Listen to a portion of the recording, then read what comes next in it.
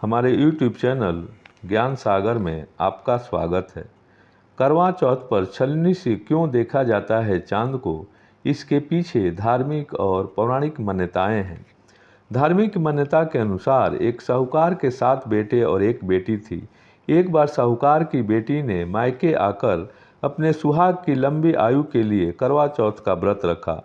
बगैर पानी पिए निर्जल व्रत के कारण उसकी तबीयत बिगड़ने लगी तो उसके भाइयों ने अपनी प्यारी बहन का व्रत खोलने के लिए एक पेड़ पर पत्तों और टहनियों की आड़ में छलनी के पीछे एक जलता हुआ दीपक रख दिया और अपने बहन को बोले, देखो चांद निकल आया, पेड़ की आड़ में दिखाई दे रहा है।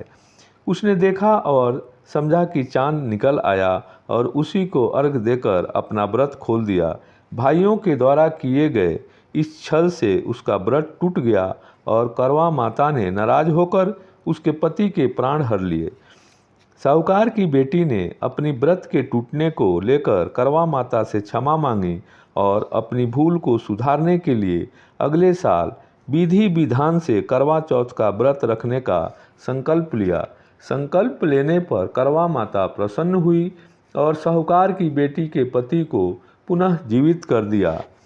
इस बार उसने किसी भी छल से बचने के लिए खुद अपने हाथ में छलनी और दीपक रखकर चंद्र देवता के दर्शन किए और अर्घ दिया। उसी समय से चांद को छलनी से देखने का परंपरा शुरू हो गया। चांद को छलनी से देखने के पीछे एक पौराणिक कथा भी है। इस कथा के अनुसार एक बार गणेश भगवान मूस की सवारी कर रहे थे। उस दरमियान अचानक वो मूस से नीचे गिर पड़े। गणेश भगवान को चोट तो लगी, लेकिन कहीं कोई उन्हें देख न ले, इसलिए वो झट से उठ खड़े हुए। अपने चारों ओर उन्होंने देखा कि कहीं किसी ने उन्हें गिरते हुए तो नहीं देखा। उन्हें चारों ओर कोई दिखाई नहीं दिया, लेकिन तभी उन्हें किसी के जोर जोर से हंसने की आवाज़ सुनाई दी और वो आवाज़ थी चंद्रमा की। चंद्रमा ने जोर से हंस हंस कर गणेश भगवान का काफ़ी मजाक उड़ाया। इस पर गणेश जी को उस पर गुस्सा आ गया और कहा कि मूर्ख, तू किसी के चोट पर हंसता है? तुझे खुद पर बड़ा अभिमान है तो जा, मैं तुम्हें श्राप देता हूँ।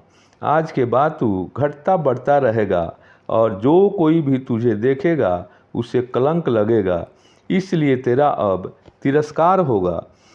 गणेश जी की बात सुनकर चंद्रमा को अपनी गलती का एहसास हुआ।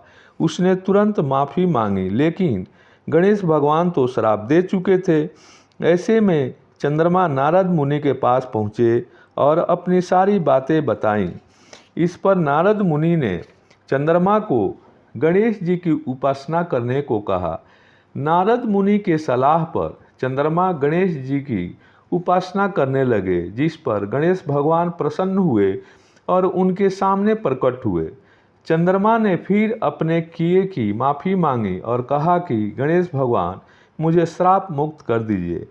इस पर भगवान गणेश ने कहा कि मैं अपने शब्द तो वापस नहीं ले सकता हूँ, लेकिन अब तुम महीने में एक दिन पूरे आकार में होगे और अति सुंदर दिखोगे। उस दिन पूर्णिमा होगी, उस दिन तुम पूजे जाओगे। जो कोई भी छलनी से देखकर तुम्हारी पूजा करेगा या तुम्हारी परछाई को देखेगा, उसे कलंक नहीं लगेगा, उसके यश में वृद्धि होगी। ऐसा कहकर गणेश भगवान अंतर्ध्यान हो गए। तब से ही चंद्रमा की छाया की पूजा होने लग गई और लोग पूजा पाठ में छलनी से चांद को देखने लगे। करवा चौथ पर पत्नी छलनी से क्यों देखती है अपने पति को? इस परंपरा के पीछे कोई धार्मिक या वैज्ञानिक कारण नहीं है, लेकिन इसका मनोवैज्ञानिक कारण है। जब पत्नी अपने पति को छलनी से देखती है तो इसका अर्थ है कि मैंने अपने मन के सभी अच्छे बुरे विचारों को इस छलनी में छानकर पवित्र कर लिया है।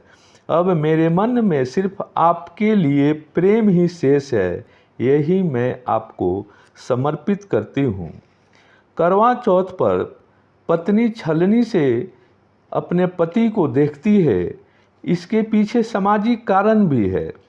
उत्तर भारत में सख्त घूंघट प्रथा होता है। अपने बड़ों के आदर और सम्मान में महिलाएं घूंघट करती हैं। करवा चौथ को सामूहिक रूप से सभी परिवार एक साथ इकट्ठा होकर मनाते हैं। बड़ों के सामने घूंघट हटाकर पति को देखना मुश्किल काम है। वैसे में यह छलनी घूंघट का काम करता है। इसके सहारे बड़ों के सामने भी महिलाएं अपने पति को ठीक से देख लेती हैं। इस व्रत में करवा का क्या महत्व है? करवा मिट्टी से बनता है। इसे खुले आसमान में हवा में सुखाया जाता है और फिर आग में पकाया जाता है। जब इसमें पानी डाला जाता है तो ये पंच तत्वों का प्रतीक बन जाता है। भारतीय संस्कृति में पंच तत्व को परमात्मा का स्वरूप माना गया है।